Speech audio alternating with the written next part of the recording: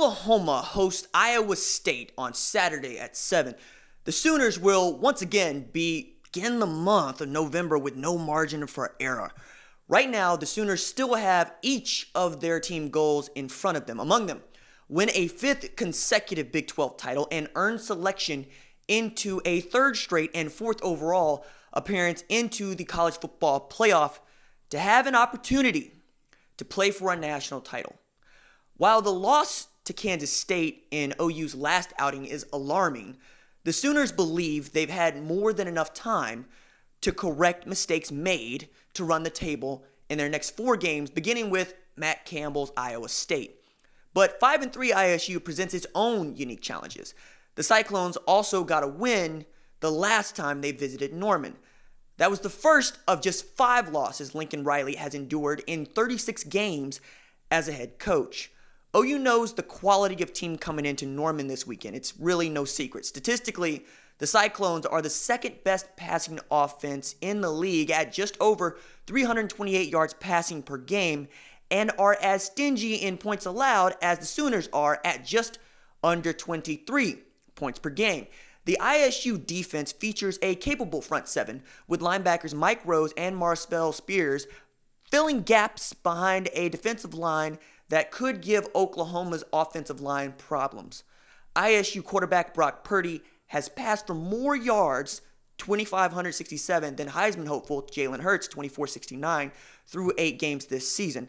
Hurts spoke to how focused the Sooners have been during their bye week. He said, "We're trying to take the right approach for it, controlling what we can control, working hard every day, talk about having the right intent and just learning from everything moving forward." Of course, ISU's running back Breece Hall has firmly supplanted himself as the Cyclones' best tailback. Cyclone tight end Charlie Kolar has proven to be the best receiving tight end in the conference with 34 catches for 486 yards, and he'll be a matchup problem for OU secondary, who has spent the past 2 weeks becoming more fundamentally sound while recognizing the tough road ahead. Like Kenneth Murray Jr. said, "I think that's really just been the biggest thing for us. Just that sense of urgency, getting back to being who we are, and really just getting back to the basics and just focusing on what we need to do in this defense to be successful." I think really if I can put one term on the practices I've been at, it's like just having a sense of urgency. Kenneth Murray Jr.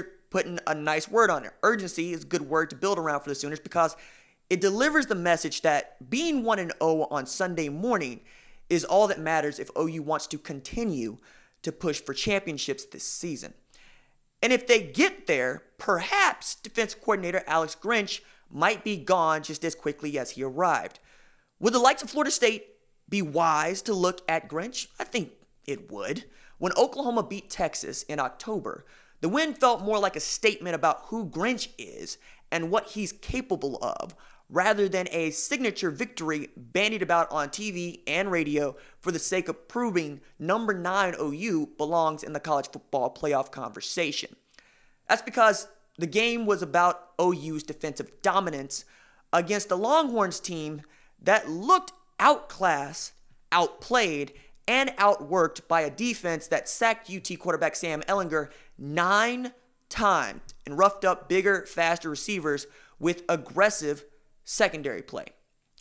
In a short amount of time, Grinch installed a brand new defensive scheme, earned the trust of players he did not recruit, did not know, and had little reason to trust him other than he was asking.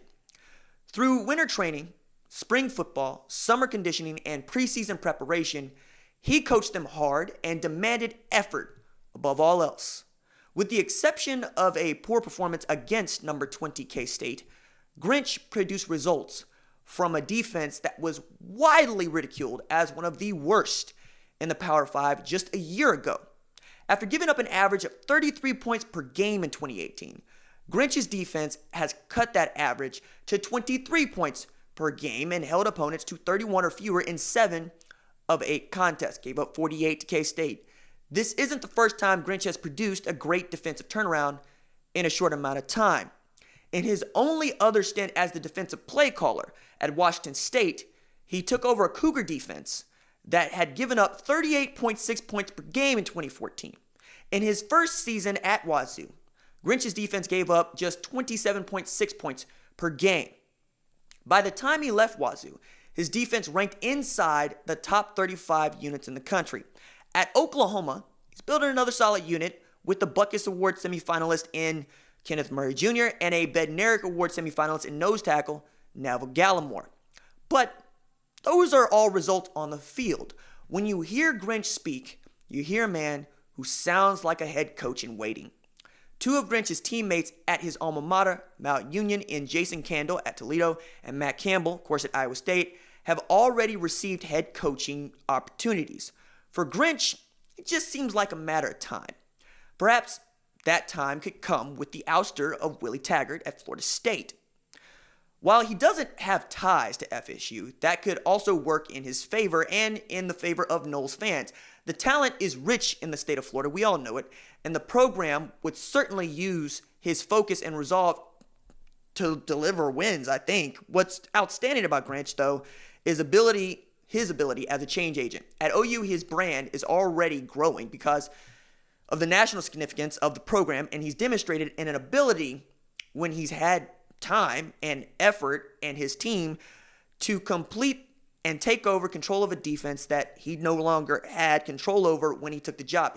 In his 1 year at Ohio State, he saw, the inability of former defensive coordinator Greg Schiano to coordinate a talented Buckeyes defense into the kind that competes for a national title, and less about Grinch's coaching ability.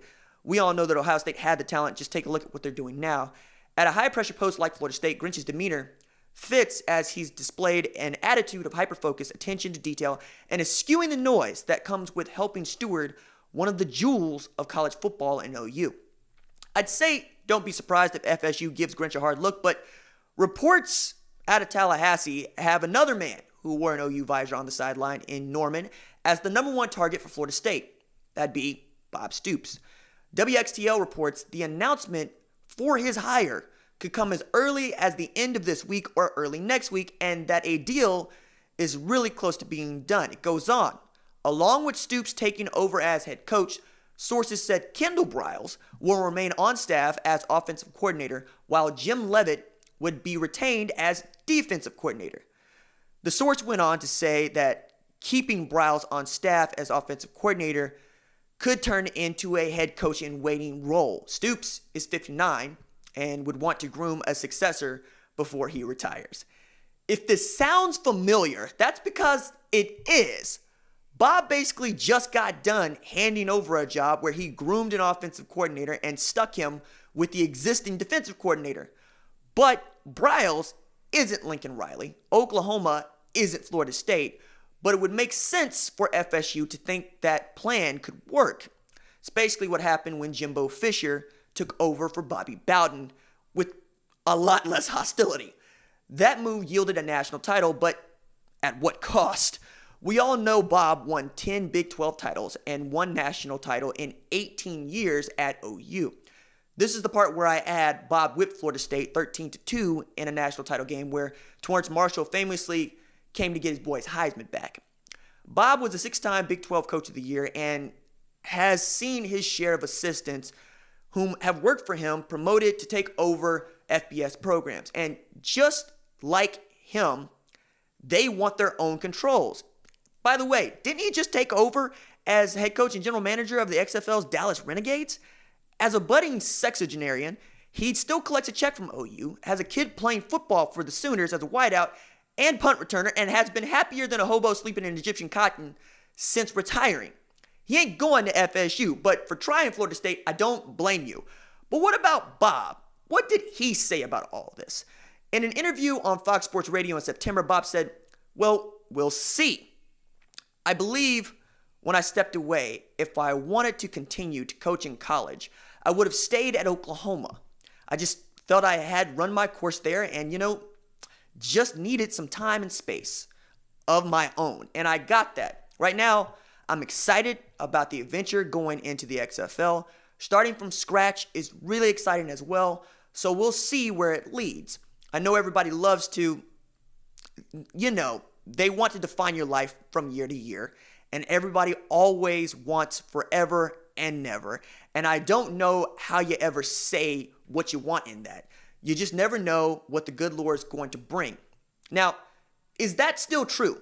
Well, as a proud season ticket holder to Renegade football games, I know Robert Anthony Stoops is going to be at Toby Keith's in Oak City this Friday.